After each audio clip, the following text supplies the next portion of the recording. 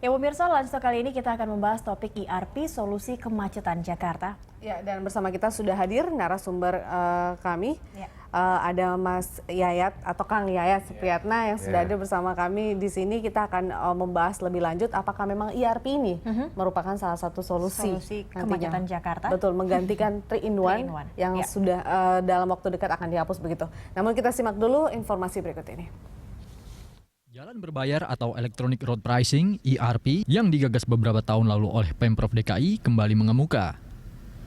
Pemicunya, tidak efektifnya sistem 3-in-1 mengurai kemacetan seperti saat ini. Belum lagi, indikasi eksploitasi anak yang dibawa joki 3-in-1 semakin membuat Pemprov ingin segera menghapus 3-in-1 dan menguji cobakannya pekan mendatang. Pemprov sendiri belum bisa menerapkan ERP tahun ini karena terbentur masalah regulasi.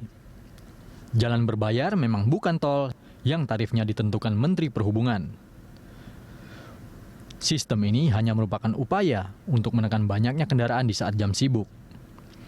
Penerapan ERP tentu harus didukung, namun sebelumnya Pemprov juga harus membenahi transportasi massal yang menjadi pekerjaan rumah terbesar untuk mengakomodasi kebutuhan masyarakat.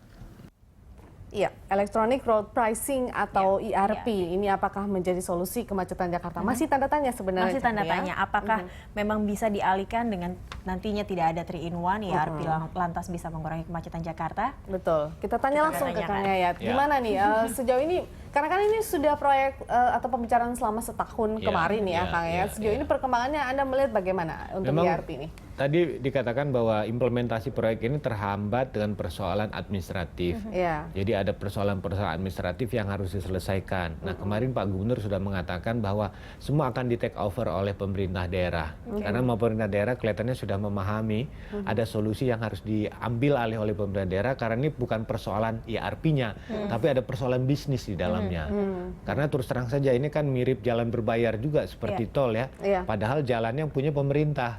Kalau pasang alat saja kemudian untuk mengumpulin pendapatan nggak pas kan, karena masyarakat menuntut lain dari persoalan ERP, pendapatannya bisa dikompensasi kepada perbaikan layanan angkutan umum yang lebih baik.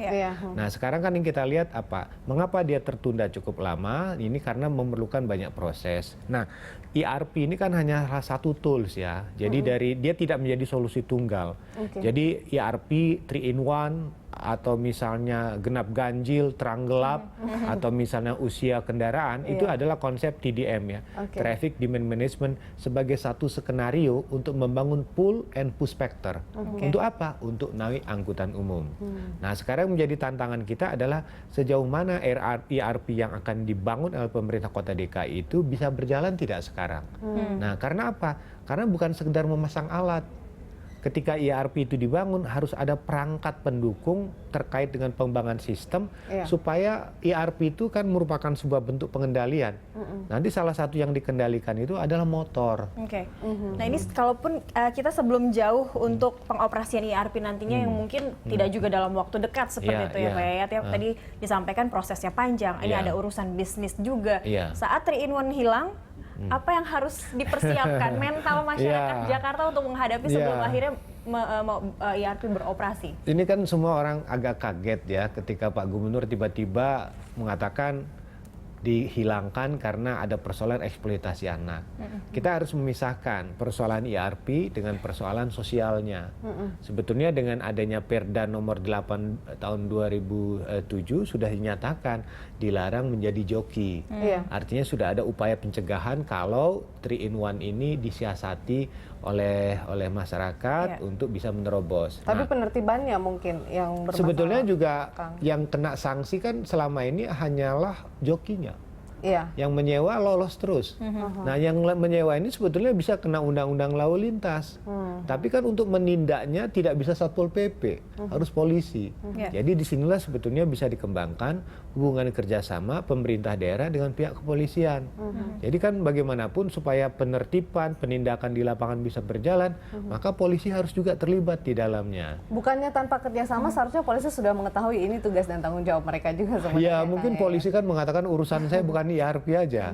Banyak urusan lain yang dikembangkan. Maka saya bilang begini, Nanti pun kalau ERP ini berlakukan, itu bisa ada satu kajian mengatakan bisa mengurangi 4.300 petugas untuk di lapangan. Karena apa? Nanti ERP ini pasti akan terkait dengan persoalan ERE, Electronic Registration and Identification. Jadi data-data yang harus dipersiapkan. Karena bukan apa-apa, sehebat apapun ERP pasti bisa diakalin. Namanya juga warga kita ya selalu punya siasat. Ada kelemahan yang seperti ada itu. kelemahannya. Nah, identifikasi seperti apa yang itu juga pasti harus diketahui oleh masyarakat pemilik kendaraan agar mereka juga untuk mempersiapkan saat ERP nanti ada. Jadi kan begini, yang pertama itu kita bukan pasang alat, tapi membangun sistem. Jadi ketika alat itu dipasang, harus juga ada pemantauan, pengawasan, pencegahan.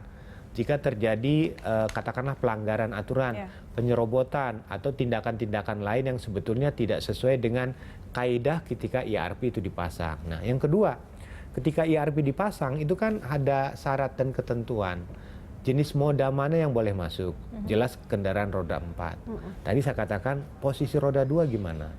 Ketika mereka dilarang masuk, tentu mereka akan komplain dan isu sosial yang muncul adalah jalan-jalan di Jakarta hanya untuk orang kaya dan mampu membayar tarif ERP. Karena tarif ERP kan akan fluktuatif. Pada jam sibuk dia akan makin tinggi. Misalnya pagi dari jam 7, jam 8, jam 9 mungkin bisa sampai 50.000 misalnya. Tapi di atas jam 9 atau jam 11, jam 12 dia turun menjadi 25.000. Jadi tarif paling dasar dengan tarif tertinggi. Nah, di sinilah kan orang mengatakan yang bisa bayar siapa? Tentu yang pemilik mobil. Kalau motor bagaimana? Karena dia tidak bisa dipasang alat. Unit onboard-nya yang bisa dipasang di mobil. Itu hanya untuk di kendaraan di kendaraan roda 4. Nah, jadi kalau itu misalnya dipasang, tentu terus terang aja alat ini juga harus jelas teknologinya, kemudian sistemnya. Jangan sampai ditawarkan kita membeli teknologi yang salah dengan perkembangan yang terjadi. Selain harganya pun harganya juga berapa ini? Iya, harus dijelaskan. Sifatnya gratis atau memang harus beli. Kan pertama begini, ketika ini akan diberlakukan, sosialisasikan dong ke masyarakat di mana belinya. Jadi agen baru mendaftarkan bagaimana. Karena ini kan terus terang saja tidak semua mobil bisa lewat, ya kan? Karena kedua, taksi pun juga akan kena. Ya kan, karena dia akan ini.